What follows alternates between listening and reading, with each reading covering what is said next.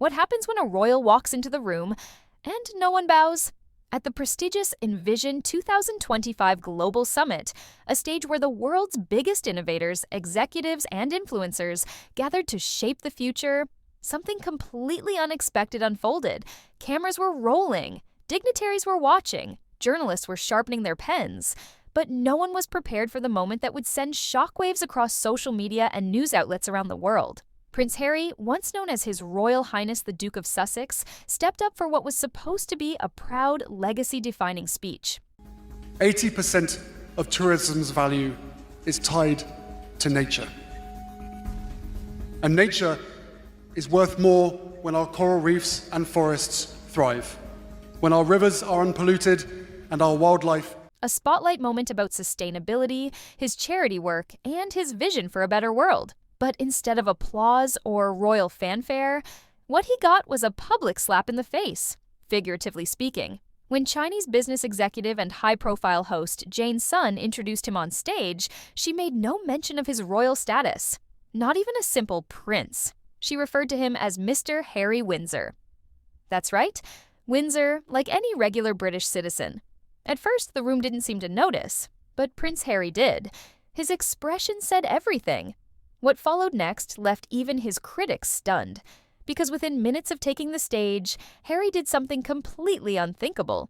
And what began as a quiet dig at his royal identity would soon ignite a global debate about respect, ego, and whether the world is finally done with titles altogether. But to truly understand what happened that day, and why this small detail meant so much, we have to rewind to what this event was really about and why Prince Harry was invited in the first place. The Envision 2025 Global Summit was never meant to be about controversy.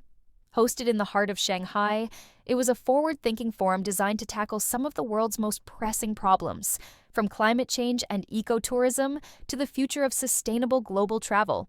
It attracted top CEOs, tech innovators, and world leaders. The setting was highbrow, the topics were progressive, and the expectations were monumental. And right in the middle of it all was Prince Harry, who had been invited as a keynote speaker because of his work with Travelist, a non-profit coalition he founded in 2019. The project's mission? To reinvent how we think about travel, shifting the focus from convenience and indulgence to sustainability, ethics, and long-term impact. For Harry, this wasn't just a public appearance, it was an opportunity to reframe his public identity. Since stepping back from royal duties in 2020, he's been in an unusual limbo. Sale. I think it's come at probably the worst time for them. But it's a story that we've heard so many times. You know, Meghan being a dictator in high heels as fame. This is no surprise, but I think what Dr. Sophie gives is a lot of validity. I mean, she's worked at Meta. She's been a high-powered solicitor for a long time. She's clearly been in a lot of stressful environments, and it says a lot that Harry and Meghan are the ones to tip her over the edge and say, I can't deal with this anymore. It's been so rough working for them. They're bullies. Misogynoir, I mean, that's something that Harry and Meghan said that the royal family dragged them through. So it's really interesting to see him get a taste of his own medicine right now. No longer a working royal, yet still one of the most recognizable faces in the world. His speech was intended to reassert his influence, not as a member of the monarchy, but as a changemaker in his own right. It was a chance to show the world that he wasn't just riding on a royal title, that he had something real to offer. The topic was tailor-made for Harry. His team had prepared a visually impressive, emotionally compelling presentation around responsible travel in a rapidly changing world. Sources later revealed that he had spent weeks rehearsing the address. It was meant to be polished, poised, purposeful, but before he could even utter his first word, the tone of the entire summit had already shifted. All it took was a single sentence, a sentence that stripped away his carefully maintained identity with brutal formality. "Please welcome Mr. Harry Windsor," Jane Sun announced to a room packed with high-level delegates. It wasn't a fluke. It wasn't a mistranslation. Her tone was deliberate, and there was no mistaking it. The cameras caught it. So did the silence in the room. Some attendees claim they saw Harry flinch. Others say he smiled politely but stiffly, like someone trying not to let the hurt show. But make no mistake, something changed in that room the moment he heard his birth name spoken aloud, without a title, without fanfare, and without recognition of his royal history. And as the polite applause faded, a question began echoing in everyone's minds. Was this just an oversight or a message? It should have been a routine welcome. The host, Jane Sun, is no stranger to public speaking. As the high-powered CEO of Trip.com Group, she's hosted hundreds of events, introduced global dignitaries, and shared stages with leaders from across the world. But when she took to the podium at Envision 2025 and glanced down at her cue card, she didn't say Prince Harry. She didn't say His Royal Highness. She said very clearly and very calmly, "Please welcome Mr. Harry Windsor." No stumble, no hesitation, no correction. And given the headwinds we face as a global community, we must work together to drive meaningful progress. Now is the moment for the industry to reaffirm its commitment. It was toxic to the charity, and this charity was really, really important to Harry. He set this up, almost in memory of his mother, Princess Diana, in conjunction with Prince Siso of Lesotho. It was really important to him, but she said that he's toxic, and they were losing sponsors, Phil. I think for its strong views on environmental issues. Oh, yes. Look, I've just been to Shanghai myself, and Have you? look, it's I covered a show jumping event there. Very nice. No, it's an amazing city, but I'd have. It wasn't just what she said, it was how she said it. Neutral, professional, completely unbothered. The audience, unsure of what they had just heard, clapped politely. But there was tension in the air. Everyone in the room seemed to realize at once that this wasn't a typical celebrity mix-up. This was a statement, and that's exactly why the moment exploded online. Within minutes, the clip was circulating on X, formerly Twitter, TikTok, and Instagram, with users posting close-up reactions of Harry's face as the titleless introduction echoed across the auditorium. He didn't storm off, not yet, but he looked visibly stunned, eyebrows raised, lips pressed together. You could almost see the internal conflict playing out behind his eyes, because this wasn't just about an omitted word, this was about identity. Prince Harry has spent the last 4 years walking a razor's edge, trying to distance himself from royal responsibilities while still benefiting from the prestige they bring. And for many, Jane Sun's omission felt like a subtle but calculated reality check. Some speculated she was following Chinese diplomatic policy, which does not officially recognize foreign royal titles. Others argued that calling him Mr. Windsor was a symbolic way of saying, you don't get to have it both ways. You can't reject the institution, but demand the perks. One Chinese journalist later claimed the script had been personally approved by organizers days in advance, meaning the phrasing was not an accident. Another attendee from the U.S. Diplomatic Corps suggested it was simply a matter of protocol. That titles are often dropped in global summits unless the person holds formal office. But that didn't stop the wave of hot takes online. Was it an intentional snub, a silent protest, or just bureaucratic formality? Whatever the truth, the damage was done, and Prince Harry, whether consciously or not, made it clear that he felt it. Because what happened next turned an awkward moment into a full-on international headline. At first, Harry tried to play it cool. He smiled briefly as he walked on stage, nodding at Jane Sun and giving a short wave to the crowd. He approached the lectern, adjusted the microphone, took a breath, the standard setup before a keynote, but instead of launching into his speech, he paused, and not the dramatic kind of pause used for effect. It was awkward, stiff, like someone trying to shake off a blow they didn't see coming. He opened with a few polite greetings, thanking the organizers and praising the summit's mission. But the energy was off. His voice was slightly shaky, his usual relaxed charisma gone. And then, only 2 minutes into what was scheduled to be a 20-minute address, he stopped mid-sentence, looked toward the side of the stage, and walked off. Your view on this. We're 5 years since Megxit.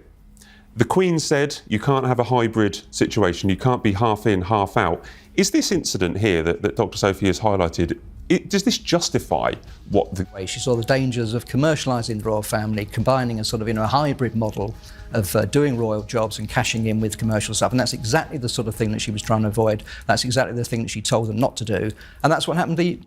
Exactly that. I mean, why was he there? This is one, from a PR point of view, it looks ridiculous to be fronting a sustainable travel summit and jetting in. No explanation, no apology, just turned and left. At first, people thought it was a technical issue.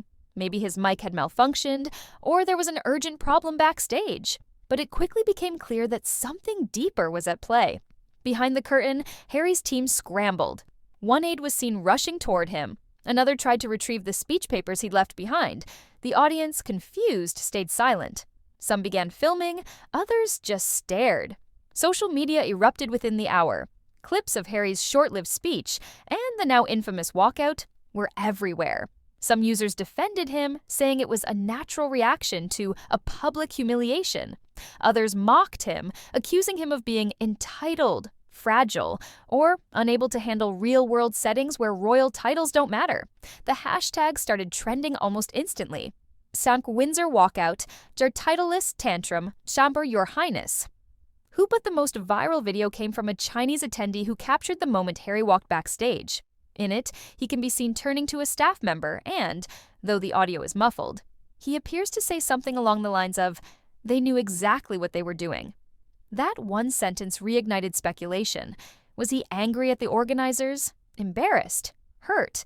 Whatever the reason, the summit's headlines quickly shifted from climate goals and global tourism to Prince Harry storms out after royal snub. And suddenly, the man who came to talk about saving the planet found himself fighting to save his public image. Within hours, news outlets from London to Los Angeles were running the story. But it wasn't just the usual royal watchers who chimed in. Political commentators, cultural analysts, and everyday viewers all had something to say, and few could agree on what really happened. British tabloids went into overdrive. The Daily Mail ran with, "Harry humiliated on world stage. No title, no respect." The Sun followed with a scathing take. "Walked out over a name? Grow up, Harry." But over in the US, the tone was more sympathetic. It was cataclysmic for their strategy. Yeah. Because there was an opportunity there for the A reconciliation. 2-year strategy blown up in one interview. It was absolutely dreadful idea. But going back to the mood board, going back to how their kind of life is there, there's Interviewed by an angel. Oh, God. And I quote, and you go, oh my goodness me. I mean, if that is not blowing the proverbial, making Meghan... no 7-year itch then. I mean, things are moving on quite well as far as we're aware. I did a story this week saying that, Harry would never leave Meghan. No. But obviously they've gone... People magazine described the incident as a delicate moment of identity crisis, while others suggested it exposed the psychological toll of living between two worlds, royalty and reality. On Chinese social media, however, things took a wildly different turn. Platforms like Weibo and Douyin were flooded with posts praising Jane's son for being professional, neutral, and unshaken. A trending post read, "This is not the UK. Everyone is equal here." Others applauded the summit for avoiding colonial symbolism, saying titles have no place at a global event about sustainability and cooperation. The reactions quickly split into camps. Team Harry argued that he deserved the courtesy of being addressed by the name that made him famous, if not legally, then out of respect. Pointed out that Travelist had been invited because of his star power. Suggested that the snub was calculated to humiliate him and diminish the value of his message. Team Summit claimed that once Harry stepped away from royal duties, he shouldn't expect special treatment. Highlighted that in the diplomatic world, especially in Asia, protocol matters, and he was introduced correctly under international standards. Accused Harry of letting his ego overshadow the cause he came to support. Then came the celebrity reactions. Piers Morgan, ever the critic, couldn't help himself. He tweeted, "If you don't want to be treated like royalty, don't expect to be introduced like one. Man-child." On the other end of the spectrum, Meghan McCain suggested the moment was an intentional power play meant to embarrass Harry in front of a global audience. Even some former royals and nobles weighed in anonymously, with one European royal insider telling a reporter, "That kind of protocol breach would never happen to William. They'd never dare." In short, what should have been a 20-minute speech about responsible tourism turned into a worldwide referendum on Prince Harry's place in society. And underneath all the noise was one haunting question. Has the world already moved on from royalty? For Prince Harry, the summit was supposed to be a clean win. A chance to present himself as more than a headline, more than a royal, more than Meghan's husband. But instead, it served as a brutal reminder of the identity crisis he's been navigating since 2020, When Harry and Meghan walked away from royal duties, they didn't just leave behind a title, they left behind a whole system that validated their existence. For Harry, whose entire life had been shaped by birthright, ceremony, and inherited influence, the sudden loss of that framework created a vacuum. It's pretty ridiculous. Absolutely. Now, King Charles has converted his home on his Sandringham estate. A certain Prince Harry flew from LA all the way to Shanghai to apparently promote greener travel. In hot air balloon, it? or did he fly in an aeroplane? I think it was a jet, don't you, Tom? Right, OK, well, Isn't there? he's made this surprise visit to China to give a speech highlighting the importance of sustainable travel, including a subtle dig at the royal family. And since then, he's been trying to fill it with philanthropy, media projects, book deals, and yes, keynote speeches. But the problem is, every one of those efforts still hinges on his former identity. No matter how many Netflix specials he produces or mental health apps he backs, he's still introduced by fans, journalists, and critics alike as Prince Harry.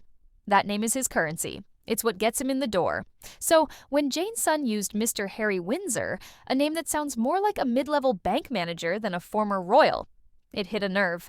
Because for Harry, that wasn't just a name.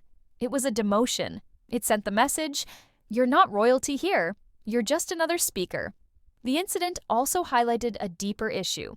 Harry's struggle for relevance in spaces where royal glamour doesn't matter. Unlike the Oprah interview or the Spotify podcast, this wasn't a carefully curated media setting.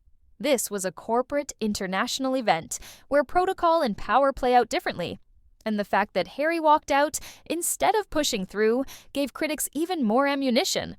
Was it a moment of genuine hurt, or a calculated protest against perceived disrespect?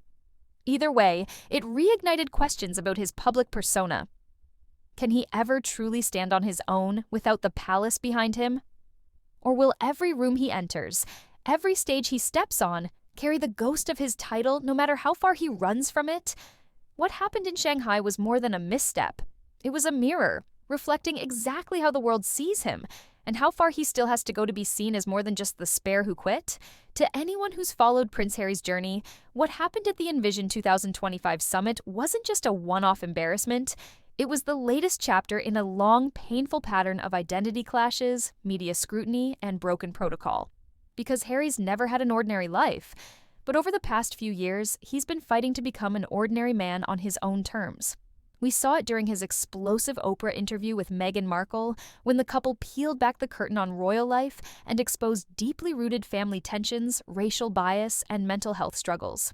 At least it looks like that. I just wish we were doing what China is doing when it comes to energy. A bit of everything. They have just this all. They are producing more solar power by 2030. They will be producing more solar power than the entirety of America produces power of any kind. And that's just solar power. And the majority of... And also, I wonder whether he's a bit of a useful idiot as well, going off to China to sort of, I don't know, he's lending his support, isn't he, really, for the way that they're doing? On nuclear, they're going all in on hydro, they're going all in on solar, they're going all in on gas. I mean, they're just doing everything. Yeah, which is fantastic, but you have sort of politicians going... We saw it again in his memoir, Spare, a raw, unfiltered dive into the trauma of losing his mother, growing up in a golden cage and being treated as the backup to his brother William's destiny. That book alone made headlines for weeks, not because of its literary merit, but because it was the first time a senior royal spoke openly about being trapped by his own birthright. Then there was the Netflix documentary, a 6-part series that mixed romance, scandal, and activism. It showed Harry and Meghan's love story, but also painted them as victims of a machine that didn't just ignore their pain, it monetized it. And still, despite all that, Harry seemed to believe he could reinvent himself. Not as a prince, not as a rebel, but as something else. A global voice for change. But reinvention is never clean, especially when the world only sees you through one lens. Every time Harry steps on stage or issues a public statement, it's viewed as either self-serving or disloyal. If he uses his title, he's clinging to a privilege he claims to have rejected. If he drops the title, people stop listening. He's caught in a paradox of his own making. And that's what made the Mr. Harry Windsor moment so devastating. It wasn't just a title left out, It was a cold reminder that outside the UK and outside royal protocol, he doesn't automatically matter. Now, he shouldn't have done that trip. It was ridiculous. He shouldn't have gone on. He could have done it on Zoom. And he's reported as now doing 83,000 miles a year, which is going to take 1,000 trees to offset over the course of an entire 12. Is Prince Harry doing in China, of all places? It doesn't seem right. Royals, diplomats, UK politicians avoid China. Why is he there? Well, this was interesting because it came at the exact same time as King Charles and Queen Camilla arrived in. In that moment, stripped of ceremony and surrounded by strangers, Harry came face to face with a harsh reality. The world doesn't owe him respect. Not anymore. He has to earn it. And that's something no crown can guarantee. As the dust settles from the summit fiasco, one thing is clear: Prince Harry is at a crossroads. He wanted a life beyond the palace. He asked the world to judge him by his actions, not his ancestry. But now that the world has taken him up on that offer, it's proven far less forgiving than he imagined. The Envision 2025 walkout might seem like a small media blip, but in the grander story of Prince Harry's public evolution, it's something much bigger. It's a turning point, a mirror held up not just to him, but to all of us. Because this wasn't just about a man losing his temper over a title. It was about what happens when a legacy no longer protects you, when name recognition fades, when polite applause isn't enough to drown out the silence that follows. Harry came to Shanghai as a changemaker. He left as a cautionary tale.